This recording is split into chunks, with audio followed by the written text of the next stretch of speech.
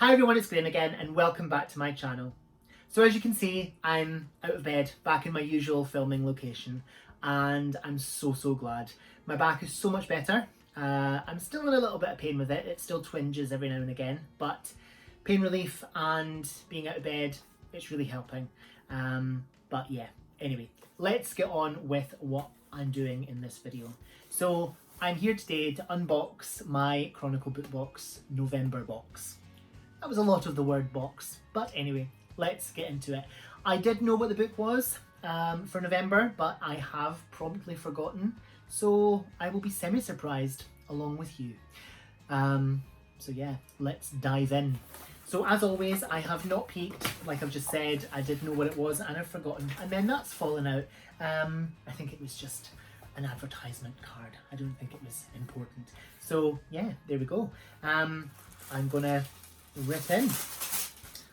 That's the first time I've actually taken that off and not ripped the paper underneath. So I'm going to fold that over so that it doesn't stick again. The first thing obviously we're coming to is the spoiler card and the author letter. So we'll get back to those shortly. Some more of these lovely things that the dogs don't like, so we'll pop those aside and we'll get rid of those responsibly later on. A lovely amount of these lovely paper worms, which get everywhere invariably. And yeah, the first thing I'm seeing looks very oh my word, I absolutely love this. So this is the really useful magnifying bookmark, and there's two of them apparently, and they are magnifying glasses. You can probably see my eye. Is that my eye or is that me speaking? Is that my mouth? I don't know. But yeah, these are designed by, it says the Spyglass. I'll probably find out when I read the spoiler card. So I'm going to actually open these up and take them out of the packet and see what is going on with these. So it says ×2. Oh, it's ×2 magnifying. I thought there was two bookmarks. Oh dear. Okay, so yeah, it looks like that. And it's really fun. I am so excited to test this out. Oh wow. Okay, so how am I going to do this? Right. I don't know if you'll see that, but that's it, magnifying. That is so good.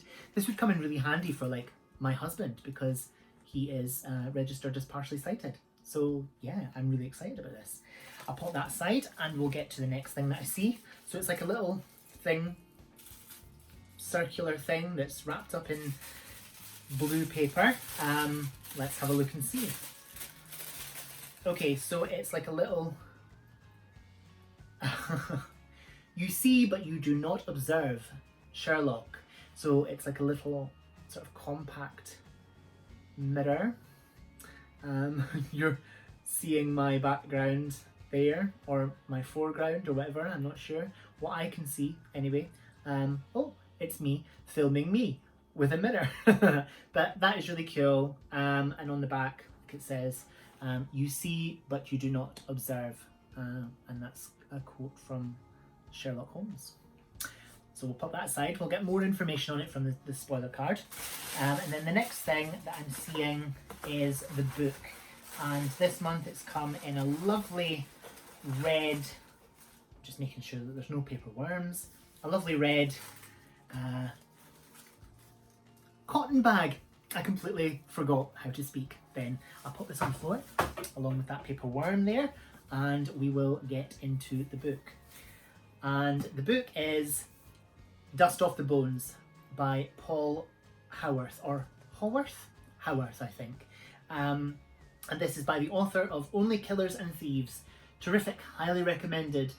Adrian McKinty, author of The Chain. Now, I did not like The Chain. I felt that it was the single worst written book I had ever read, and I DNF'd it somewhere around page 150. I just hated it. It was horrible. So it's not boding well so far. But yes, this is a signed copy, and I believe this is an Australian writer, and I shall read you what the book is about. Even in the vast outback, the past can't stay buried forever. Death follows young Tommy McBride everywhere.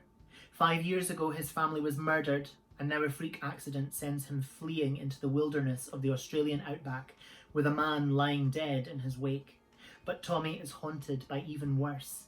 As children, he and his brother Billy witnessed the state-sanctioned massacre of the indigenous Kurong people by the ruthless native police inspector Noon, and they haven't seen each other since. When an official inquiry is launched into the massacre, the successful life that Billy has built for himself becomes under threat. He sets off in search of his long-lost brother, but isn't the only one on Tommy's trail. Inspector Noon is looking for him too, and will do anything to stop the truth from coming to light.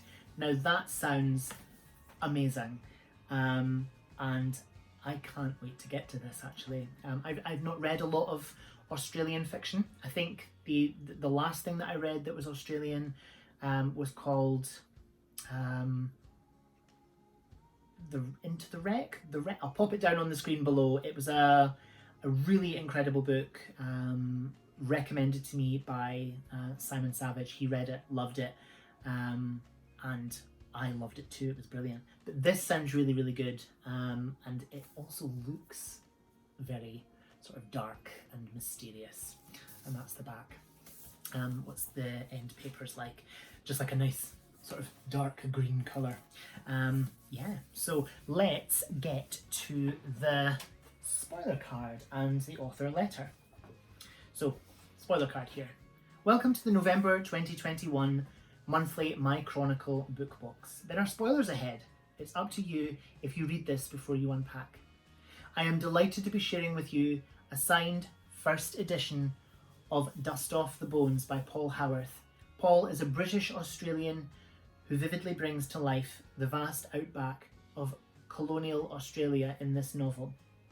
As this is a historical crime novel this month, the bookish gifts I've chosen have a more classic feel to them.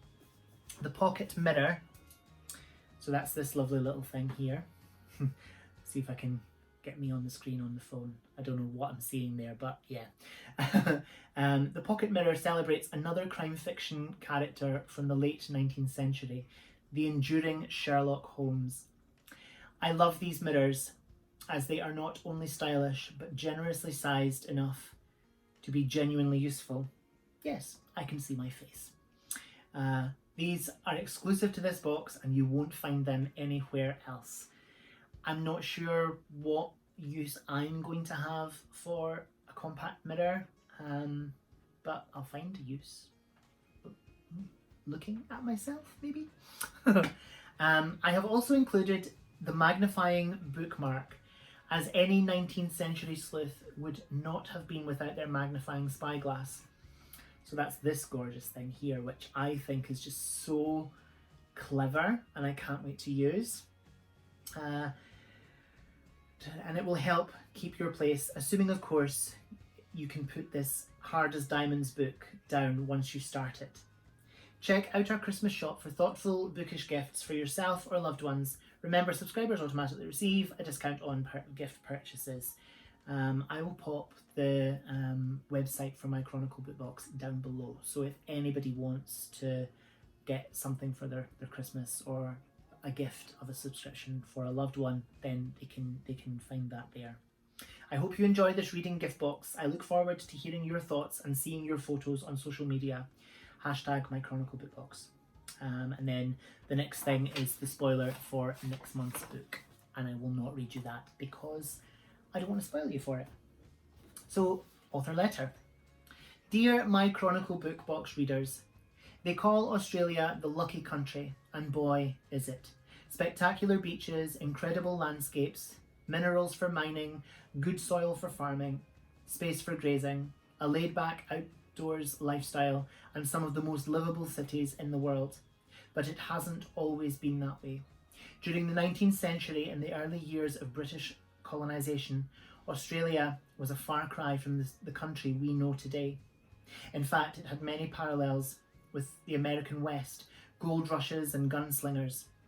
epic explorations through a harsh and deadly land, cattle drives and dust-blown frontier towns, and in the name of all this, the killing of indigenous people was on an the killing of indigenous people on an incomprehensible scale. One of these days, I will be able to read correctly.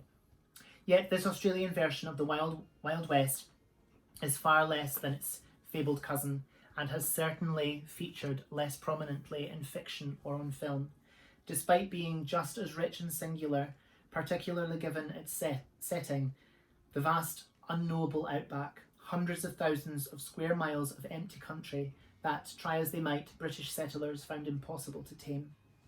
I am British Australian. I'm based in the UK now, but lived in Melbourne for a number of years, which is where I first learned in detail about the rich and troubling history my two countries share. Through my own reading, I should stress, this is not a subject widely covered in the contemporary media, despite the obvious legacy of colonialism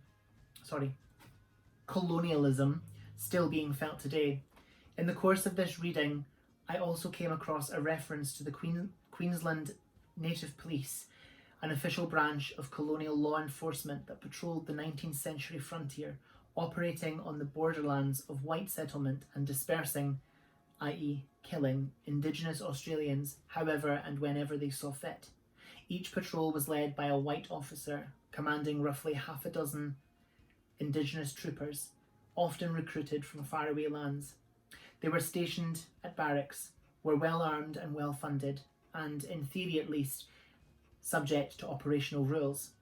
I had never heard of anything like it, and perhaps for good reason, for most of the historical records have been lost or erased. However, the realities of policing such an immense and isolated territory meant that theory and practice rarely aligned. Rules were paid lip service. Reports were vague and filled with euphemisms such as that infamous word, disperse. Blind eyes were frequently turned. The nature of the work attracted a certain kind of man, officers who, given free rein, indulged their darkest tendencies and had no interest in following rules. Such was his reputation. One newspaper reported that on merely hearing a particular officer's name, Aboriginals would scatter, petrified into the bush. This is the history and setting that underpins my novel, Dust Off the Bones, which, as you are about to read, tells the story of two white brothers, Tommy and Billy McBride, who grew up on an isolated cattle station in the middle of the Queensland bush, and what becomes of them following their involvement as teenagers with a native police patrol, led by the infamous and savage Inspector Edmund Noon, one of the most compelling villains in recent historical fiction, according to a recent Observer review. I truly hope you enjoy reading, that the story grips you and moves you, and perhaps even opens up a corner of the past and its parallels with today that you may have known little about. And if you do enjoy and would like to stay in that world a little longer, there is a prequel out there waiting for you too. My debut novel, Only Killers and Thieves. With warm wishes and very happy reading, Paul Howarth. I really cannot wait to get to this book, because that is a portion of history that I wasn't aware of until I just read that author letter. And even though this is a piece of fiction, it's based on a true account or a true story of a terrible period in a country's history. And who doesn't love to learn about things that they didn't necessarily know about before? Yeah, it sounds really, really good, and I can't wait to get to it. So like I say, I will pop down below the My Chronicle Book Box website in the description, and that is my unboxing. So thank you so much for watching. Whatever you're doing, I hope you have so much fun doing it. Whatever you're reading, I hope you love it. Stay fabulous, be amazing, be yourself, stay safe, and I'll see you again soon for another video. Bye-bye.